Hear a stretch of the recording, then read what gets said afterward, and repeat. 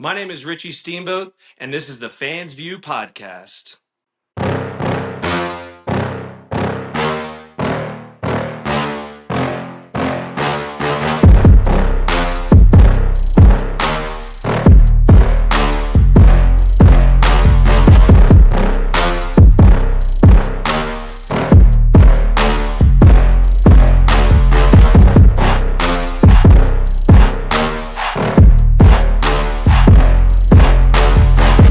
What's going on, everybody? Welcome back to another episode of the Fans View Podcast. Today, we've got a really special guest melding both of the worlds of the Fans View Podcast together. He's someone who made his mark in professional wrestling, but has also found a new passion in the trading card world, actually. He's the son of the legendary Ricky the Dragon Steamboat, a former WWE developmental star himself, and now a growing name in the hobby community. All that said, I want to introduce our guest, Mr. Richie Steamboat. Richie, how are you doing today, man? I'm doing great. I appreciate you having me on. The Fans View Podcast is one of my favorites, so I want to put that out there, and I appreciate you having me. Absolutely, absolutely. Let's just start from the beginning. Obviously, the first question I got to ask. Growing up as the son of Ricky Steamboat, that's got to be surreal, to a degree. Did you always kind of know that you wanted to follow in your dad's footsteps, or were you like a typical kid and wanted to rebel against that? This is probably the most asked question that I get, and my answer's always been the same year after year. To me, he's my dad. Like we get along, we argue, we have our family get-togethers, right? We disagree, we come back together, and I would say it's just like any other father-son relationship, maybe elevated a little bit because of our personal expectations that were kind of ingrained in me as a kid, and just kind of my work ethic and the way that we do things, and the respect for your parents, and the way that I was raised was so important. It just an amazing experience, and so grateful that I could be there. I didn't watch I didn't read comic books, I didn't watch cartoons on TV. Yeah, these guys were my real life heroes, and For sure. yeah, and it was just I'm very, excuse me, very grateful for the opportunity to be able to experience it and then share it with you guys. Yeah, for sure, for sure. And we're gonna dig into your hobby, stuff a little bit later on. But I have noticed lately, like you've been showing off a lot of like your dad's old memorabilia, like press passes from Mania 3 and things like that. That seem to be getting obviously a lot of traction in the hobby. Yeah, it's something I've had in the Steamboat collection for about 15 years, and it's literally just been sitting in boxes. And I've felt for a long time I've wanted to share it with the fans and with the collectors, and it was kind of like the perfect storm. I got back into the hobby about a year and a half ago, and really hit the ground hard. I whenever I do something, I go 110%. So I just I do it all to the 10th degree. So as soon as I got it back into the hobby, um, I wanted to share these items, and they've got a lot of traction, and it's really cool to see the response and some of the comments that the fans make from being at the events. Memories that they had growing up. It's really cool to be able to do that, and I'm glad I can bring that back to them. I saw in my research, I had no idea that you were kind of into motorsports as well, driving Bandolero and Legends cars, at Charlotte Motor Speedway. Can you talk a little bit about that experience? Absolutely. I'm dyslexic, and that's something I like to share with fans and people in general. So sometimes when I read as a kid, I would mix words up and be backwards. So I went to a school in Charlotte called the Fletcher School, and lo and behold, uh, one of my companions there, one of the students there, was Rusty Wallace's son, Stephen Wallace. So, and one day he was talking about racing and all this cool stuff that he was doing, and I was like, man, that would be cool. I would love to do that. And so I talked to my parents, and they gave me certain criteria. If I was able to keep certain grades, I was able to excel in wrestling, continue doing that, and manage everything together. they would be willing to get me these a little. It's almost like a go kart. They had little 30 horsepower Briggs and Stratton motors, and they actually went kind of fast. I think they went 60, 70 miles an hour on some tracks. So I was able to do good in school.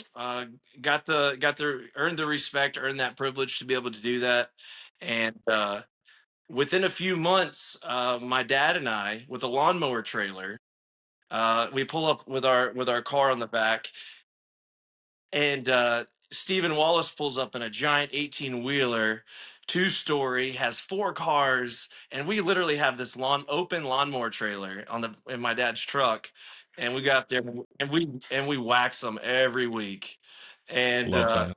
yeah, I loved. I got to race with him. I got to race with Joey Logano a lot.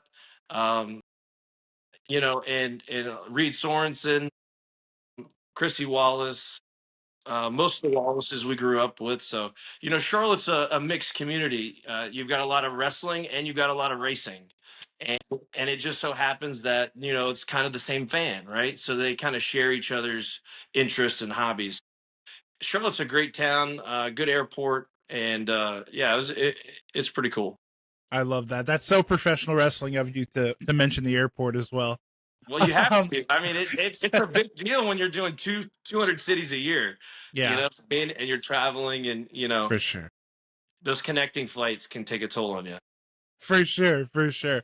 Was motorsports something you ever, seriously considered pursuing beyond that? Or was it kind of, for lack of a better word, a hobby? It started off as a hobby, Mm-hmm. and it kind of grew internally, and I think that's just my competitive nature and the way that the way that I am, and I always strive to for excellence and to be first, so and then it became more of a job, Mm-hmm.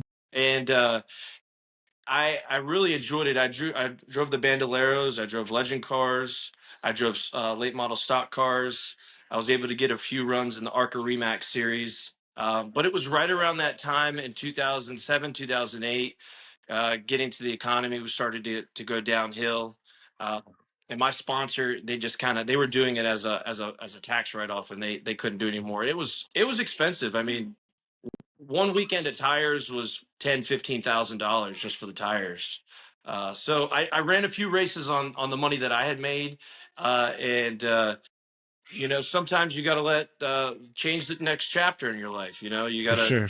you gotta keep pushing and driving and pick yourself up and move on to the next thing. Wrestling was something that I'd always wanted to do. Um, you had a strong athletic background, talking about wrestling like you just did.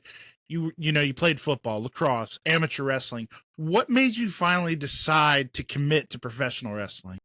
It was something that I always wanted to do, and my dad, but he's like, I'd like you to be a doctor. I'd like you to go be a lawyer, do these other things. And that wasn't really my cup of tea. I was always an athlete. So, it was just a decision it took a lot of time. I had to convince him, really. Yeah, We were sitting at the gym and I was working out. And I said, Dad, I really want to be a wrestler. He goes, Are you sure about that? And I said, Yeah, I think that's what I want to do. And he looked at me and he said, Well, if we start this ball rolling, my name's on the line too, right? So he says, for sure. I want you to go out there and give it all. He knew I would. So that was a good experience for me. Once he was on board, it was a full commitment for both of us. Um, it was really cool. Yeah, and that's kind of where I wanted to go next. I interviewed Teal Piper about a year ago, and she said something that really stuck with me. She said when you have the last name of a legend like you do and she does, the doors open twice as quick, but they also slam shut twice as hard. So, did you feel that extra pressure starting off in wrestling, but then obviously, entering the WWE's developmental territory, FCW at the time? Was there that pressure of like, I'm a Steamboat, like I have to uphold that name? I think for the first 2 years of my career, it wasn't really a thought in my mind. I was around a lot of good people that were taking care of me, trying to teach me and train me right. I started with George South, Went out to Harley Race out in Missouri. Went to Pro Wrestling Noah in Japan. I had some good teachers around that are willing to be patient with a young gaijin, a young American. So when I got to WWE, I felt like it was definitely more. I was more on my own, Hmm. say, and for good or for bad, I think I should have had my guard up a little bit more. But I think that just comes with experience in the business, and I'm too trusting of people. Uh, but I think and that's just the business. That's the way that, and it's not just wrestling. So I did feel not pressure, but just expectations, which I expect the same from myself. But going into it, I've never tried to fill my dad's boots. Um, that would be almost impossible. I've got my own boots to fill, and I got a bigger size if I need it. So Answer. And speaking of those boots of yours, they had a hell of a run in FCW. Like I said, that was before, for people that don't know, before NXT was FCW, Florida Championship Wrestling, based in Tampa, I believe. Um, you actually even won tag team gold with this Seth Rollins guy. Hope that kid makes it in the business. Um, what stands out to you most when you look back at your FCW days? Is there like something that really just like you think back on? You're like, yeah, I'm really proud of that. um, the whole experience I'm proud of. The FCW, it was being run by Steve Kern at the time, and it was under the WWE umbrella, but they were in between changing products. They moved it a few years earlier out of Atlanta down to Florida, and man, it was a great setup. They had everything that you could possibly need. They had foam pits, they had this, they had that. They had a whole medical staff. It was a great location. I definitely enjoyed wrestling down there. I would say I had a lot of really good matches with Seth. I had a really special match with Bray Wyatt. Um, Yes. And I'm and, glad you brought that up. Yes. and for me, it was special. I don't even. I think it was televised like locally down there, but Hmm. it was a Texas bull rope match. That was one of the matches that we had, and just working with Bray and his mindset and the way he thinks was so cool. You could see it in his character and how his mannerisms and the way he presented himself. He was just a study of the game. He really worked really hard on that. I love those matches. There was a match where him and I, there was like no rules barred. Like we were going into the crowd, we were smashing trash cans on each other, we're taking it out into the FCW parking lot, and it ends with him throwing a bunch of sand in my face and then hitting me with a move and throwing me in the back of a pickup truck and driving off. I love that. How very Florida, like WCW of you guys. And then like I had my car parked at the Walmart, and that was the cut, right? That was the end, and I'm not coming back to the venue. So he drives me in the bed of his truck to Walmart. We both get out, right? And we're both like hugging and we're like, that was awesome. That was so much fun. And all these people are looking at us, and there's these two guys sweaty in tights, hugging each other in the Walmart parking lot. And those are just great memories. I wish I could have more. Unfortunately, I had a back injury and got taken out. But Seth and I, tag team champs. Seth and I traded. We had a championship down there called the Jack Briscoe 15. It was the most pinfalls in 15 minutes. And Seth and I traded that title back and forth. We traded the heavyweight FCW title back and forth. Had a lot of great matches with Seth. He was a true professional, and it shows. He's done really well. I'm proud of him and happy for him and all his success. So it's really cool. I'm glad I had the opportunity. I feel like I've done a lot of things in my life that warrant me to be super grateful for, and I'm just I couldn't be in a better spot. I got my beautiful family. I've got my four beautiful kids. I've got the collecting world, all the fans out there. I've got everything that I need. Absolutely. I love that so much because like you said, you could have there were a lot of times that, you could be grateful and thankful, and there were some crummy times where you really could have been down in the dumps, but it seems like you handled it, as well as you possibly could have. And that kind of leads to my next question. You talked about, the back injury, and you dealt with injuries that cut your in ring career, easy for me to say, your in-ring career short. What was that transition like, not just physically but mentally, emotionally, leaving the business that you grew up in? It was really hard. After the injury, I kept wrestling for about another 6 months with the injury, and I because I didn't want to lose my spot. I had worked so hard to get that main event spot, and we were starting to transition into NXT, and so we were starting to get the first Nexus was getting planned, and what we were going to do that direction. So I was eyeing for a spot in that. Obviously, there was a kind of a graduating class that was before me that was kind of set up for. Um, but just it's all about timing, and the timing was I didn't want to give up that opportunity, all that experience that I had gained. Um so it was tough. I was given an opportunity to work outside of in-ring performing for the company, like announcing, backstage stuff, kind of bleed onto TV a little bit probably. Right. Um but I just didn't. I'm so competitive. I didn't want to be. I really just needed a break because I didn't want to be there watching all my friends wrestle, and Yeah. I want to be out there doing it too. And that's just something at the time I just needed to take a little time for myself. And that's something else I want to share with you. I think it's really important that the fans and people in general realize that nothing is perfect. Everybody has issues. Things come up. There's going to be bumps in the road, but it's all about how you handle them and what you do with that experience in that time. Either you move forward, or it maybe bumps you back a few steps. So I think it definitely bumped me back a step, but I definitely gained a few once I was able to overcome that. So I think any athlete that goes through a career-ending injury, you've got those swirling questions in your head, what to do next, and this, that, and the other. Um, and it honestly, I think it was the best thing for my family. I know that, because Yeah. I don't miss birthdays. I'm here all the time. I get to spend anniversaries with my wife. We get to go on trips.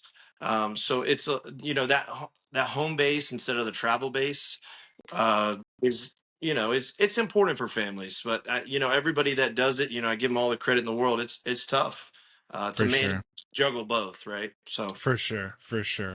Hey, you. Yeah, watching this right now. I see you. If you're enjoying what you're watching, I've got one quick favor to ask, and it only takes a second, costs you nothing, and makes a huge difference. If you could go ahead and hit that like button, maybe drop a comment. If you haven't already, make sure you're subscribed. Doesn't seem like much, but for small creators, it's everything. So let's help more people find this channel and keep the content coming. And honestly, I'm pretty sure the podcast will be really grateful. So if you're having fun, you like what you see, make it official, click those buttons, and the Fans View podcast, we'll see you next time. Sure. And well said. I like what you said there about, you can feel bad for yourself, or you can pick yourself up and keep on trucking. And that's obviously what you did. So after wrestling, you found yourself now in a completely different community. Well, not completely, but there's some similarities, but it's the trading card hobby. How did you get into cards? And was it sports cards that brought you in, or maybe wrestling cards that pulled you back in? Well, I've been collecting since I was like about 5 years old. Growing up, my parents did a lot of like charity auctions and things like that. So I was fortunate enough to meet some of these celebrities. So I think that's where I got the bug from. Even as a kid, I've got all my dad's WCW cards, WWF cards. Joe Montana, Jerry Rice. Those are my dudes back in the day. John Elway. I was a big Broncos fan. So sports are always been ingrained in me. When I started professionally wrestling for WWE, the hobby kind of took a back seat. All my time was taken up in that sort of thing. So I'm glad that I was able to get that back. And also, I feel like the sports card world and the wrestling world, it's so intertwined. You've got collectors, you have fans. We were at at the Nationals this year in Chicago and met so many incredible people. Uh, Heard some amazing stories of their childhoods, and really gave me goosebumps, man. It's cool. So, it's the collecting world. I'm really into, the vintage cards. I collect a lot of Mickey Mantles, things like that. And that's before the big burst, before everything blew up in 2020. I got lucky there. I don't know if I can afford some of those mantles now. I think, the entire hobby has just exploded over the last few years. And, I don't see it slowing down anytime soon. You've got more corporate America joining. You've got Sotheby's now auctioning sports cards. So you've got, it's mainstream. Wrestling is becoming more popular than ever in the hobby. So if you are a collector out there, you better get in now while it's still cheap. Eat Because cheapish. cheapish, yeah, Cheapish. it's not cheap, but uh, and there's a lot of investors in the hobby now. So there's a lot more avenues to diversify your funds, your money, whether that's with your 401k or collecting. Your returns on a lot of cards can be greater than anything you're going to get in a savings account. But you got to be smart. You have to know what you're doing, and it is important that you, you know, I think there's a little adrenaline junkie slash little gambler in all of us that collect, right, and rip box, Yes. and it fits totally with my personality. And just be I just want to say this to people: just be mindful of that. Put your family first and make sure you're not pulling from pots that you shouldn't be. And enjoy the hobby. And it will naturally grow over time, and the trends have shown that. So I'm along for the ride. Yeah, and that's a perfect segue too. Like you said, the market has just went nuts, since COVID, since 2020. What's the biggest surprise to you, maybe, as you've gotten deeper into the hobby since you've come back? Is there something that's really caught you by surprise? Just these astronomical prices that Yes. cards are selling for. There was a one of one game used dual logo man with Michael Jordan and Kobe Bryant that just sold for over $12 million.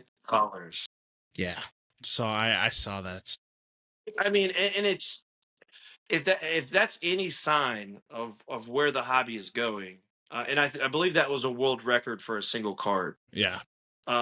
If that's any sign of where the hobby is going, I mean, it's healthier than ever. Yeah. Um, and these events, going out and meeting fans, it's just really cool. I set up at some local shows that I do around Charlotte, some bigger shows, and I do about 4 or 5 a year, and do my social media and collecting, and it's a great time. I enjoy it. Yeah, I saw you. You were just in Charlotte for the Sports Wax Promotions show in Myrtle Beach, I believe. Yeah, Myrtle Beach. Yeah, I went down to Myrtle Beach and convinced my wife to let me do the show. We went down for the weekend, or for the week for a vacation, and I used the weekend as my show. So I, I love yeah, that. everybody's got to win, right? So That's right. Obviously, I want to ask you this question because I feel like you're in a pretty unique position to answer it. Do you feel like maybe wrestling cards, even we've obviously experienced a boom where everything went up, because rising tide, lifts all ships. But do you think that wrestling cards are still undervalued compared to like the stick and ball sports, baseball, football, basketball? yes, I definitely think that they're still undervalued. I think it's a market that is steadily growing pretty fast. But there's still that window of opportunity to get in now, to get in at a more reasonable price than it will be in the next few years.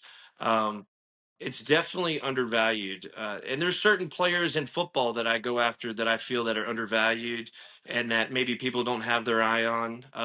JJ McCarthy is one of those guys, and for like 6 7 months now I've been picking up a bunch of his RPAs, rookie patch autographs, and autograph cards and things like that. But wrestling has definitely been, it's definitely increased, but like 4 or 5 years ago, maybe 6 years ago, you could buy a complete set of the 1982 All-Star wrestling cards for about $4 or $5,000, and they're in excellent, very good condition. Probably like at least a 6 or a 7 PSA, right? So they're very good condition. And now they just sold one at Heritage.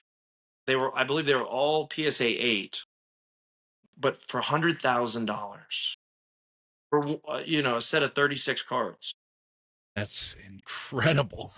And that just shows the increase. 4 or 5 years ago, you could have bought. I mean, actually, there was a friend of mine that had a set for sale. I should have picked up, and it was around that price. And that was 2 years ago, and now he's like, "No, sir, no more."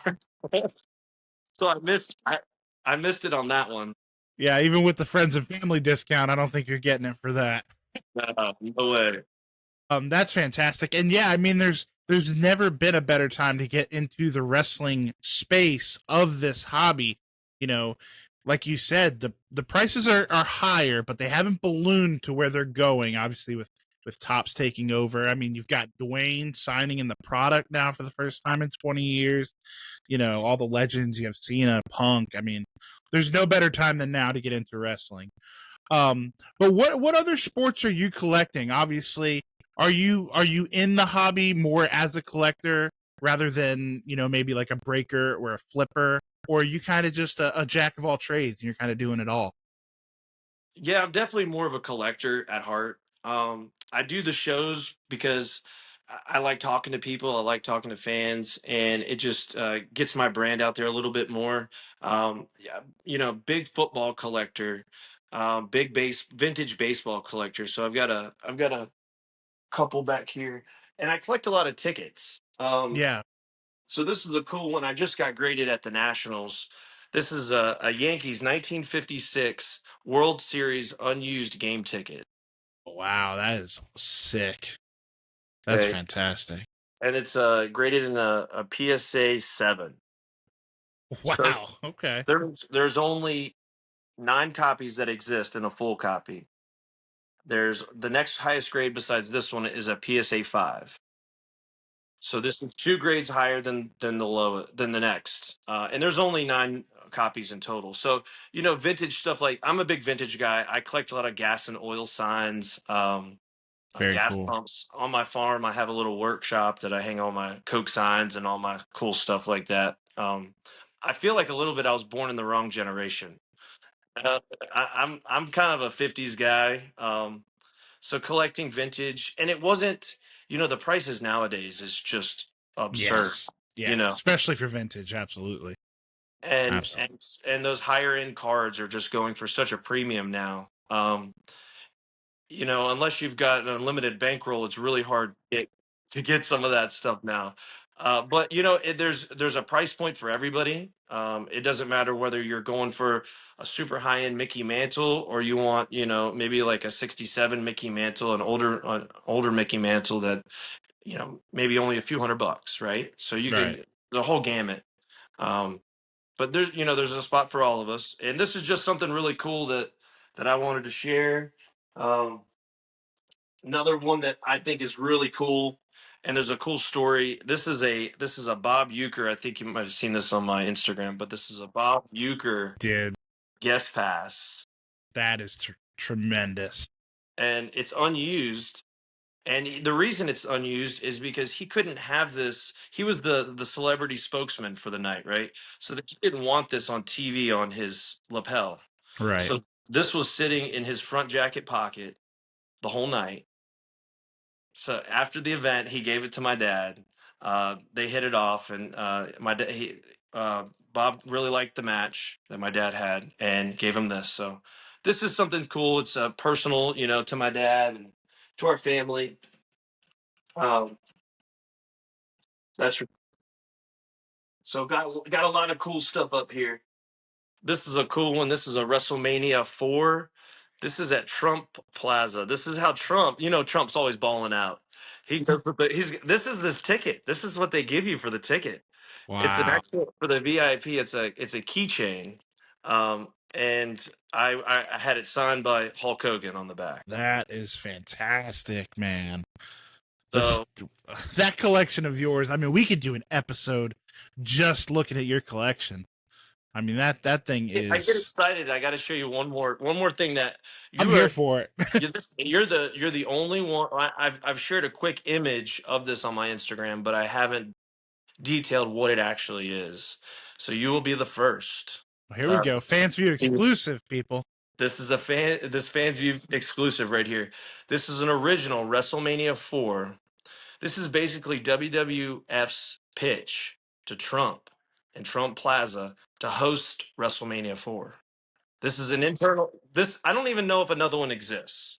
I've never seen another one. This is definitely like an internal document, but it's also signed by Hulk Hogan. So this is and it's a few pages, but this is their pitch to WWE, Wow. and it talks about all the arenas that they visit every year. The Pontiac Silverdome, WrestleMania 3 had 93,173, largest crowd ever to attend an indoor sports entertainment event. And it's basically their pitch to Trump to host the next WrestleMania at Trump Plaza. Like, stuff like this, you can't find, and I'm so grateful. I'm so glad that we saved it, because there might not be another copy out there. Yeah. And it belongs in a museum. And that's kind of my thing also with the social media is I want to promote and elevate a lot of the stuff that my dad did. I'm so grateful for him and proud of what he's done and accomplished, for me as a wrestler and as more importantly as my dad. And just changing wrestling the way that they did in WrestleMania 3 was pretty amazing. So being able to share this is important. Um, and here's some other stuff here. These are just some football cards. We'll switch topics.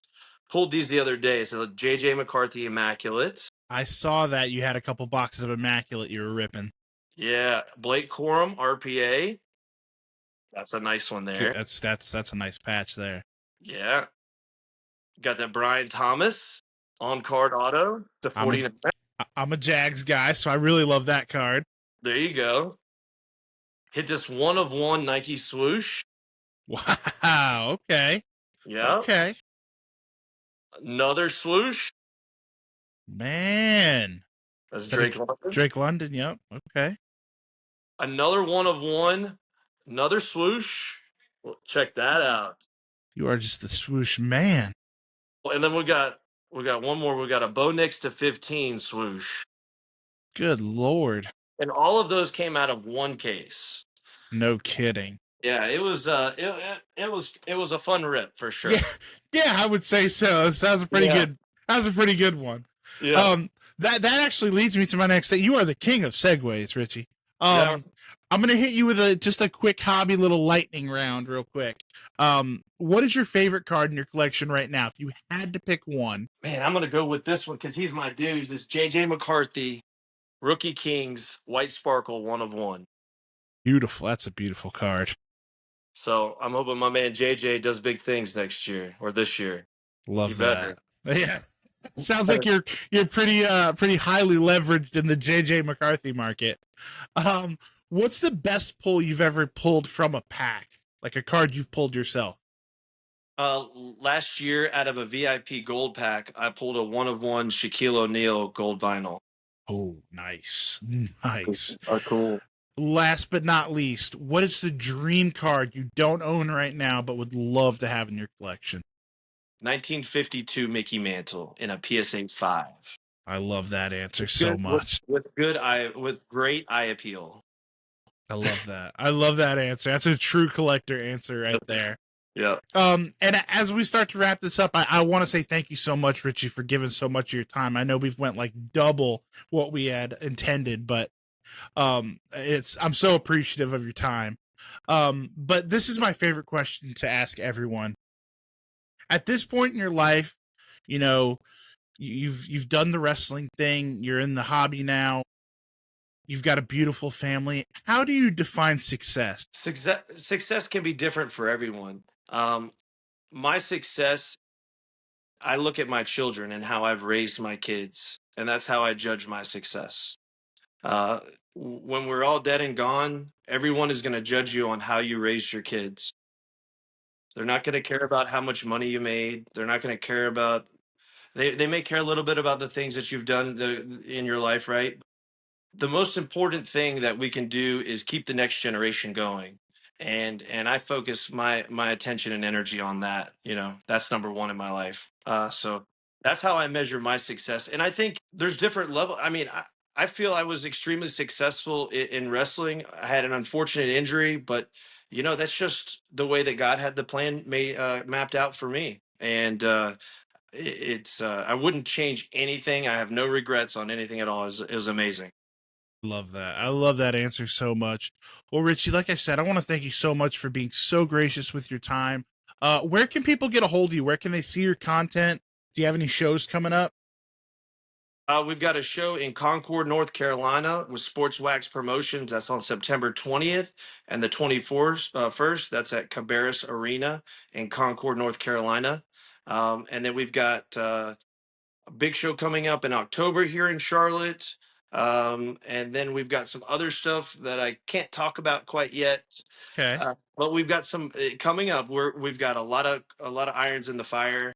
We're going to be going to Fanatics in London in a few weeks. Wow. Okay. Yeah, we've got the ball rolling. So we're going to be. I'm building a studio right now at my house. It'll be ready in January. I'm actually doing an addition on our house, and my wife is getting a little freshen up on the kitchen, and I'm getting a little studio. So that's how I work that one. Love it. I love it. Always a worker. So, Always a yeah. Right. worker. Hey, so you know, big things coming from us. We're going to be releasing my dad's biography. He's never released his book. Um, yeah, we're going to be releasing that, and I'm going to be filming in my studio. We're going to be having talks. We're going to be talking about ring worn wrestling items. It's going to be called the Tale of the Tape. Love So it. we're gonna talk about different items, what matches they were worn in, who made the items, how much they cost to be made, you know, and all that cool stuff. Different things that maybe haven't been talked about before, but I feel is important to share. And you can also follow me on Instagram, Richie.Steamboat. It's a verified page, and Facebook, all the other ones too. So we're just out there having fun, enjoying it, and living life. I love that so much. Guys, make sure I know I subscribe to Richie and follow him, you know, on Instagram and stuff like that. And I just love seeing he's always showing off, you know, vintage stuff like you saw today, you know, and even more, just so much from his dad's career, from his career, just all over the hobby. He's such a fun follow. For wrestling fans, for non-wrestling fans, everybody's welcome. If you're in the Charlotte area, obviously stop by Sports Wax Promotions, September 20th and 21st, and go see him, go check him out. And yeah, Richie, like I said, man, thank you so much for coming on, and hopefully we can have you on again when the studio gets built, and we'll just sit here and talk about cards all day. Absolutely. I'd love to have you in the studio, and we'll get some things going. Thank you so much. And thank you to all the Absolutely. fans out there and all the collectors out there. Appreciate everything from you guys. Look forward to seeing everybody. Come up, talk to me if you see me at a show. There you go. Make sure you guys go say hello to Richie. Like I said, if you're not in the Charlotte area, you can follow him on Instagram, Facebook, all the fun socials. And guys, thank you so much for showing some love to the Fans View. And don't forget, most importantly, guys, call your mom. If you haven't liked or subscribed, you're going to be joking me.